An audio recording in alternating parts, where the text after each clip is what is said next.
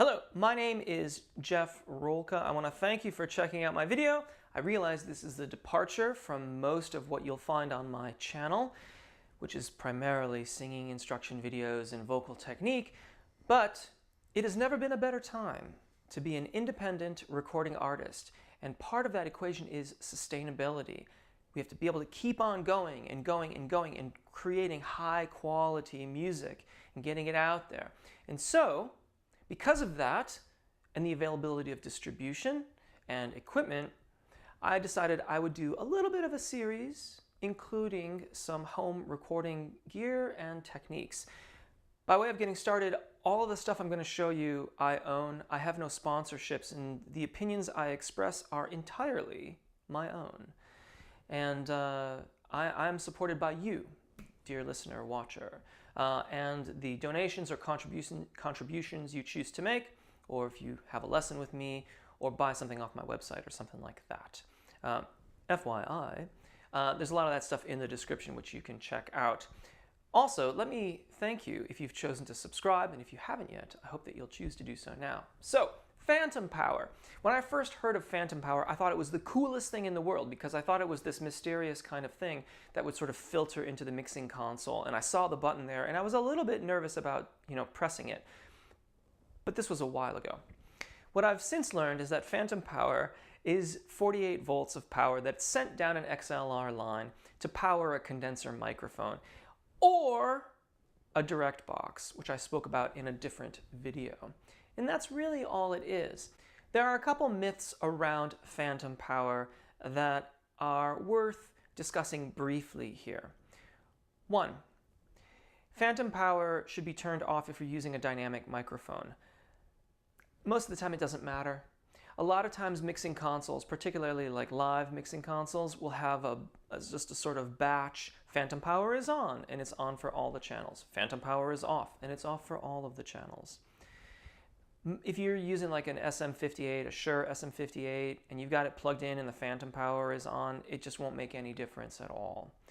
The exception, however, and this is where you have to really carefully examine the equipment that you're using, is when you have either vintage ribbon microphones or even contemporary ribbon microphones, or certain guitar pickup systems that have preamplifiers on board with the guitar. With vintage ribbon microphones, if you turned phantom power on or had it on when you plugged the microphone in, you could damage or destroy the element in the ribbon mic. So obviously we don't want to do that. Check your ribbon mic specs, make sure that it either doesn't matter or you need to be very, very careful and make sure that phantom power is definitively off, and that would be something I would recommend you work into your workflow so that if you're going to plug in the ribbon, you check the console or you check your interface, you verify that phantom is off, and then plug in your mic.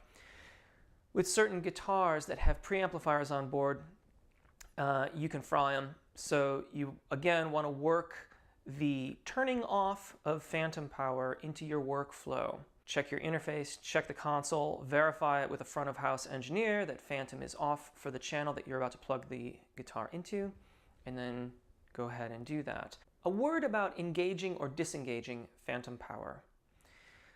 Some microphones, particularly large diaphragm condenser microphones, will emit a sort of wobble when you engage or disengage phantom power. And you can hear it if you have your speakers on or if you had headphones nearby. You could hear the kind of sound. This can sometimes be damaging, so it is advisable to check the specs on the microphone that you're using and check the specs on the interface that you're using or the preamplifier that you are using. Some preamplifiers or interfaces will mention that they have a slow power-up sequence for phantom power, which is typically considered to be safe for condenser microphones, but I still would check the specs on both. The last thing you want to do is plug your super expensive $1,500, $2,000, whatever, $1,000 condenser microphone in and engage phantom and have it all just no longer work, shall we say. Same is true for when you're powering phantom off. It can sometimes go quickly or it can do a slow power down. And you want to make sure that that is consistent with the way that your microphone is meant to be treated. Again, if it's not, this could be, let's just say this could end very poorly for you and your microphone. And that's the last thing in the world we want, is to invest in a really nice microphone and then end up inadvertently harming it or destroying it. Now, in truth, a lot of times these things can be repaired, but why incur additional expenses when we don't have to? When just a little bit of checking to make sure that things are going to work well together means that you can get your phantom-powered microphone up and running very happily and get on with what you're doing. One last word about phantom power, although this is a sort of word about phantom power from 180 degrees the other side. If you have a microphone, such as this lavalier mic actually, this lavalier mic that I'm speaking to you with right now requires phantom power.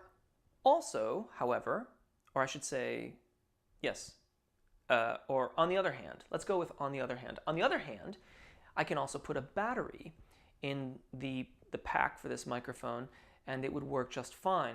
This is important, I think, to know because, and while this is much less common than ever before, some mixing consoles might not have phantom power. And if you are using a microphone that requires phantom power and you plug it in, nothing will happen and you will not be able to use that microphone.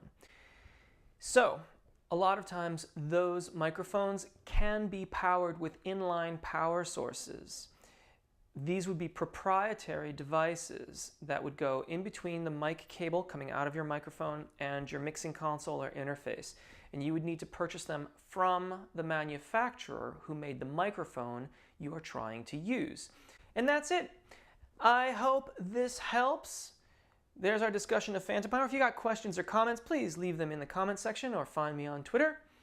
Aside from that, take really good care of your voices, take good care of your gear. Hopefully we'll see you again. Bye.